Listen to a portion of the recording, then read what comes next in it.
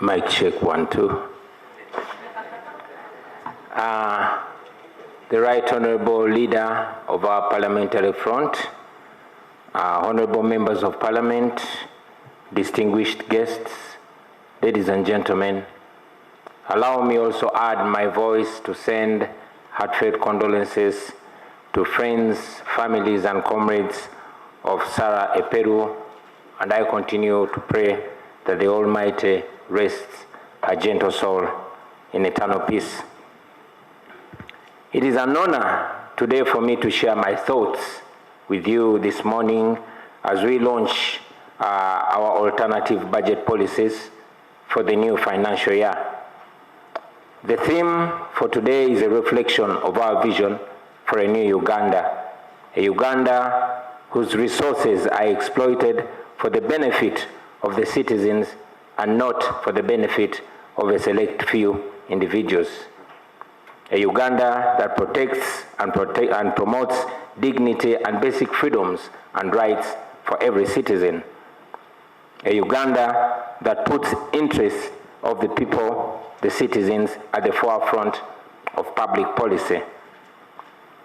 The alternative budget priorities presented today recognize the plight of the ordinary Ugandan, whom the leaders derive their mandate from, and also paint a clear picture of what we intend to do in order to make Uganda a country that works for every Ugandan.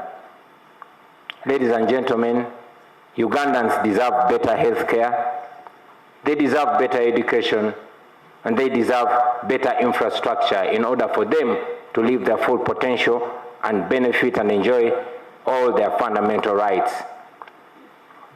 Because education is essential for producing skilled workers, a workforce that will transform communities, it's therefore important that our children study subjects and courses that are relevant to their passion and natural abilities. We cannot achieve without changing, we can't achieve this without changing or in fact overhauling our entire education system and realigning our education institutions. Considering that 75% of Uganda's disease burden is preventable, then we must make our priority to invest in disease prevention rather than disease cure. This should be done in addition to hiring skilled and professional health workers through a fair recruitment process and go ahead to remunerate them fairly and on time. We must think about our creative area. Think about our creatives, provide conditions that don't only protect their intellectual property, but also create conditions that help them to live to their full potential. About the creatives, I could go on and on and on, but the rest, I guess, Dr. Hilderman and others who are creatives and within our leadership will elucidate on that. However, ladies and gentlemen, as attractive as all these alternative policies might be, it is actually impossible to achieve them if the leaders in charge of our national resources cannot rise above their petty selfishness. We must resist, we must reject, in fact, we must eject all forms of corruption in public administration. Otherwise, all this will be going to a waste. Our sources will continue sinking down the long drain of personal greed at the expense of our collective well-being and at the lives of our people, our children, and our children's children. As a national unity platform, we shall continue to take decisive action in that regard.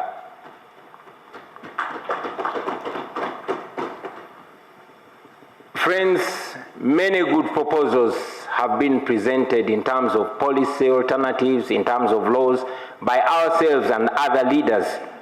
But let us be honest, no matter how good our thoughts are, no matter how beautiful our proposals are, they shall never see the light of the day for as long as dictator Museveni is still in charge of this country.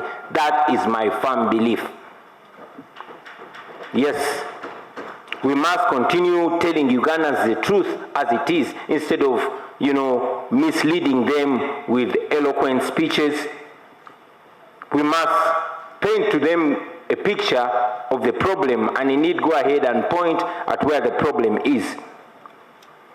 The man who has ruled our country for almost 40 years now is not just a political opponent to us, no.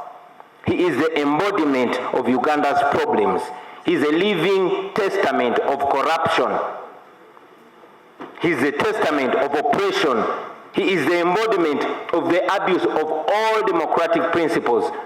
In a nutshell, he is the roadblock, he is the stumbling block between Uganda and its progress. So let us face the reality and deal with the reality as it is.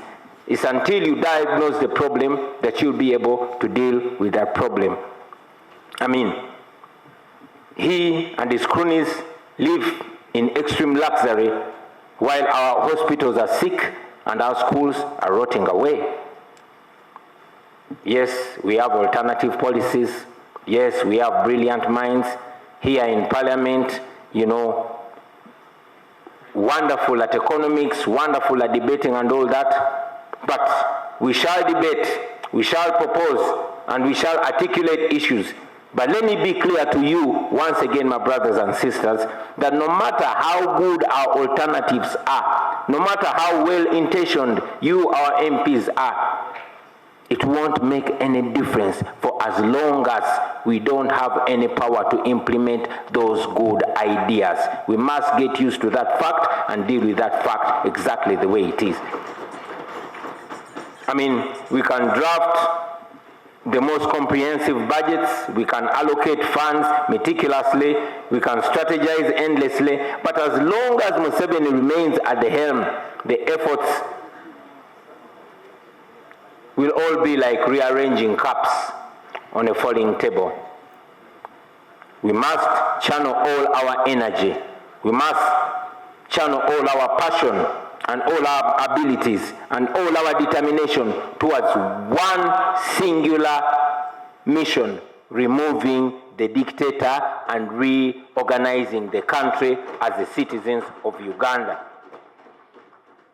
That is the only way this is going to be possible. So I continue to encourage all of us here present and those watching us outside that we must do what we must do. You cannot take a step unless you unlock your feet. So for now, what we have as a great resource is our collective determination and collective will to have a free country. And after having that, then we shall go ahead to build a Uganda where all Ugandans are equal, regardless of their ethnicity, regardless of where they come from, regardless of religion, tribe, or social class. We shall go ahead to build a Uganda where leaders lead with integrity, where leaders are true servants and citizens are the true masters of their destiny. So let us use this resource that we have to put an end to this dictatorship. Let us use this resource to change this country once and for all. I thank you for listening to me, for God and my country. Ladies and gentlemen, as we present our alternative budget to the nation, we reaffirm our commitment to fulfilling our oversight function on budget performance.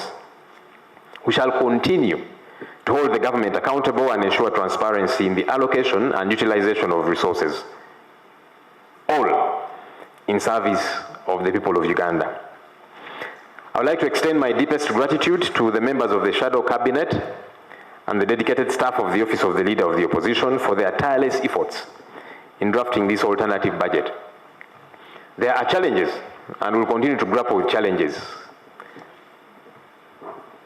The staff has shrinked, we have fewer people, but they're dedicated, and we'll keep moving because we have got work to do. The people of Uganda don't expect excuses from us. They expect us to deliver on our mandate.